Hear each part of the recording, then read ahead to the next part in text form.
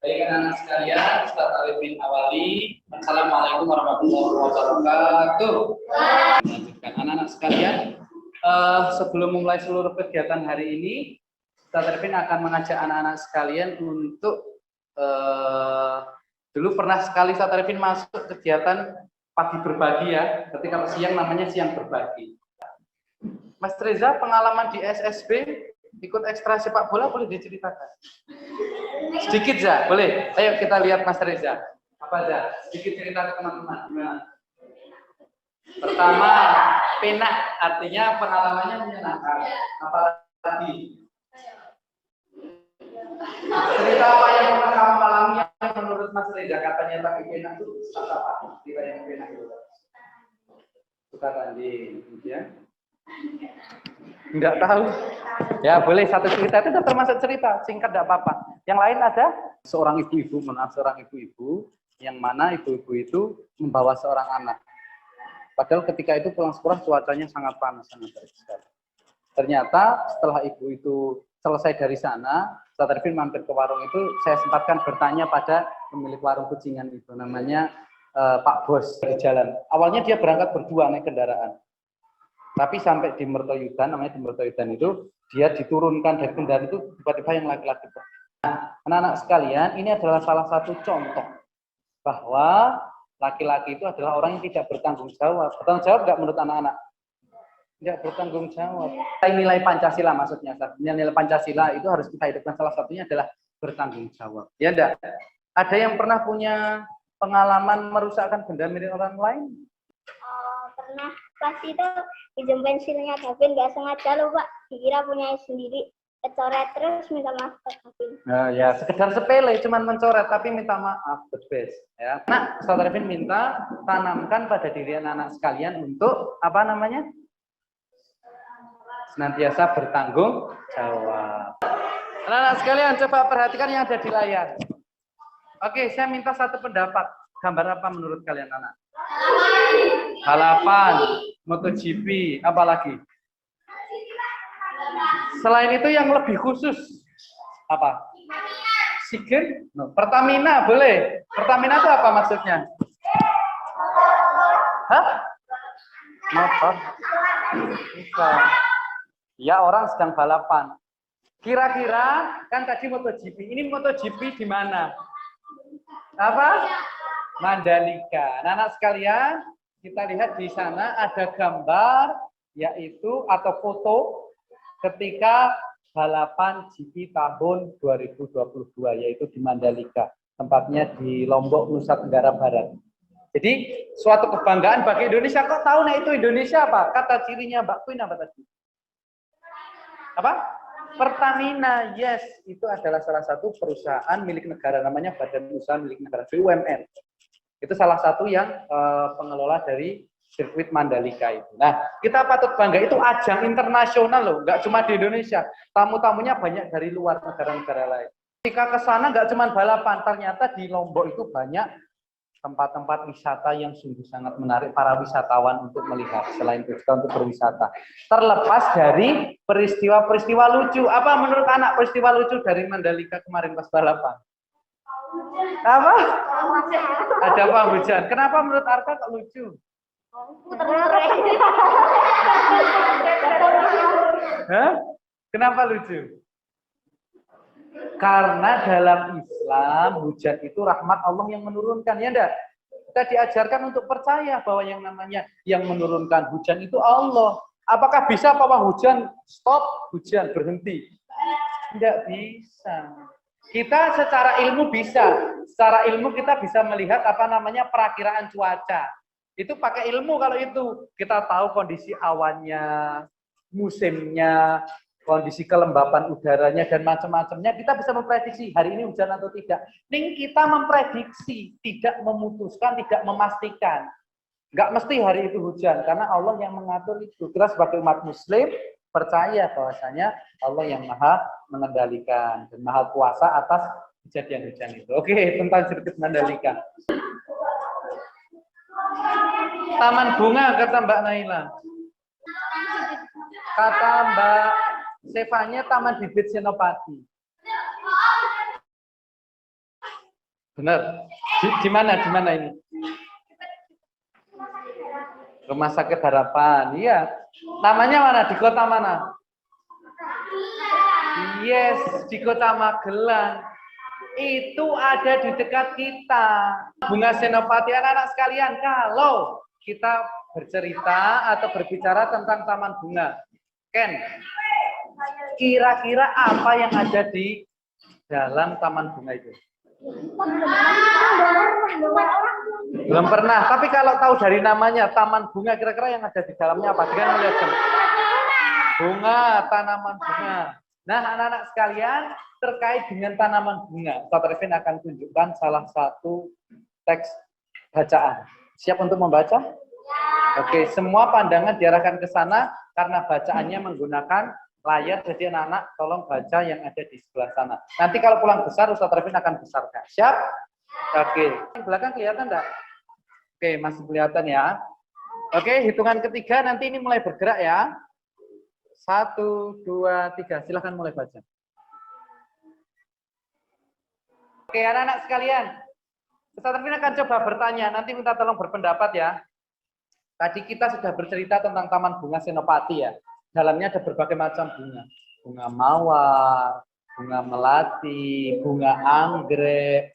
Ada salah satunya juga di sana ada yang namanya bunga kemuning. Nah, menurut anak-anak bunga kemuning, tadi kan sudah baca teks itu. Bunga kemuning itu asalnya dari mana? Ustaz Arifin bertanya, beneran loh ya ini. Bunga kemuning yang kita lihat di Taman Bunga Senopati itu asalnya dari mana? Dari putri kuning yang meninggal. Oke. Tapi ini pertanyaan beneran loh ya. Apakah benar tanaman putri kuning itu berasal dari putri kuning yang meninggal? Enggak. Kok tahu nek enggak? Karena apa? Kata siapa itu teks fiksi?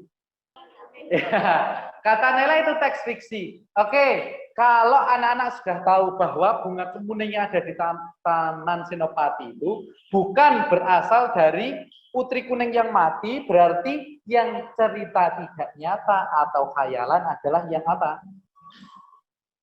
Yang berjudul apa tadi?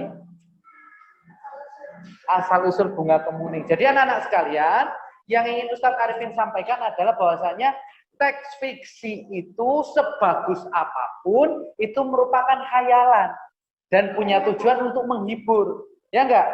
Apakah kita setelah baca itu kita melihat bunga kemuning, wah, bawahnya ini ada jenazahnya putri kuning. Ya enggak? Enggak. Teks fiksi itu khayalan atau tidak nyata. Nah, langkah kedua, kegiatan kedua LKPD, yaitu anak-anak memilih 2 teks fiksi, yaitu dongeng di daerah Jawa Tengah, ada 2, pilih mana nanti Ustaz Arifin akan sediakan di sini. Sekalian, masing-masing kelompok boleh ke depan untuk membaca, bukan mengambil loh ya, membaca teks yang sudah tersedia. Ada 4 cerita, pilih 2 yang tadi sudah disepakati kelompok. Kelompoknya kan udah milih belum? Segera cari teksnya.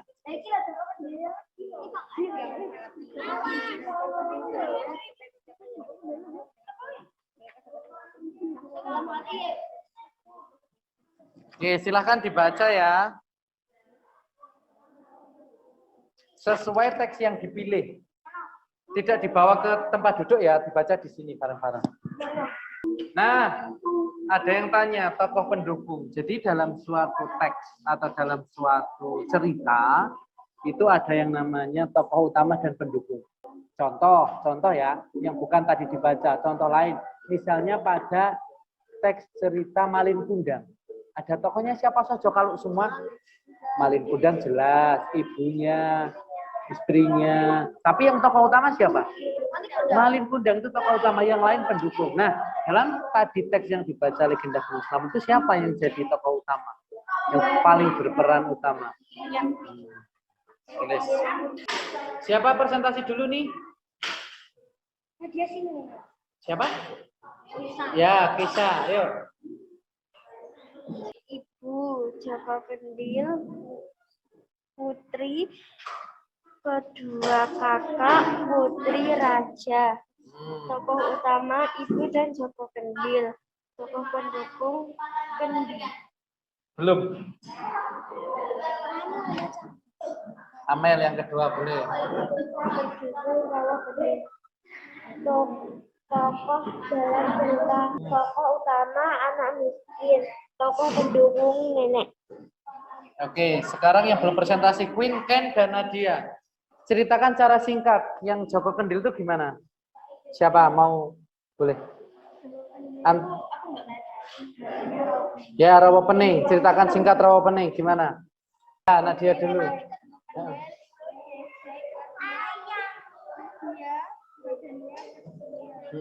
Terus?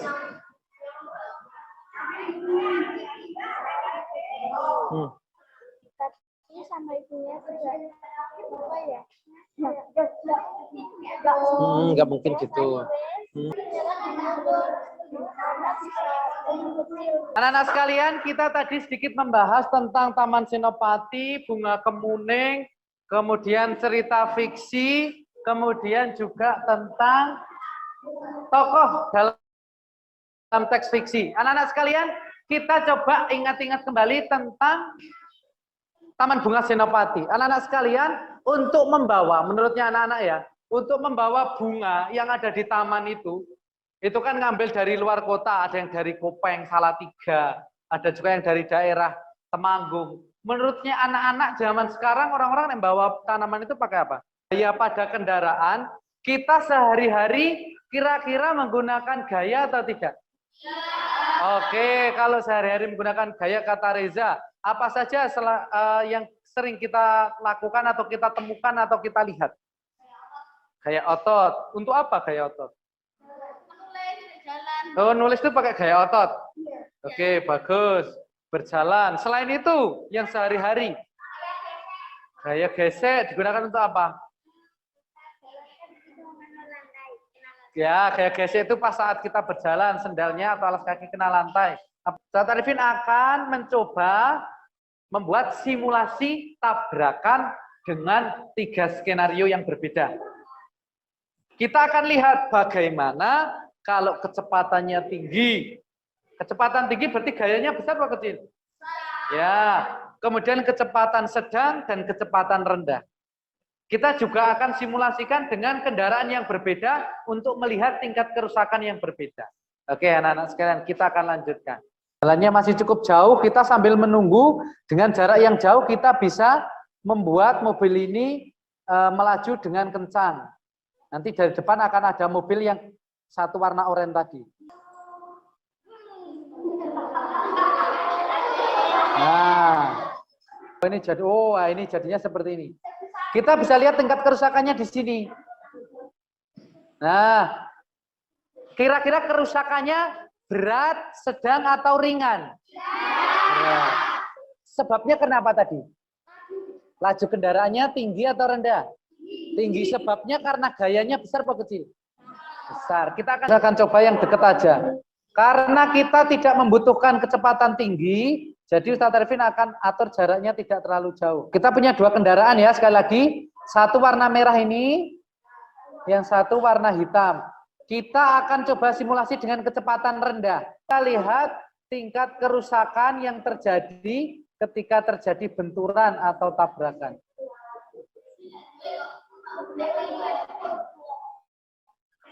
Oke, cukup. Apakah bisa lihat tingkat kerusakannya? Bisa lihat? Berat, sedang, atau ringan? Ringan. Kenapa ringan? Kecepatan kendaraannya apa tadi? Lambat. Gayanya besar atau kecil? Kecil. Kan kali ini supaya kesimpulan pelajaran hari ini bisa semua paham. Kemudian, selain tentang teks fiksi, kita sudah belajar tentang gaya dan gerak, ya enggak? Kemudian anak-anak sekalian, yang terakhir, Ustaz Arifin akan sampaikan hal untuk evaluasi apa yang sudah dipelajari hari ini. Nanti anak-anak akan mengerjakan soal evaluasi. Anak-anak melanjutkan untuk mengisi ini, Ustaz Arifin sampaikan untuk pertemuan selanjutnya. Jangan bersama Ustaz Mas.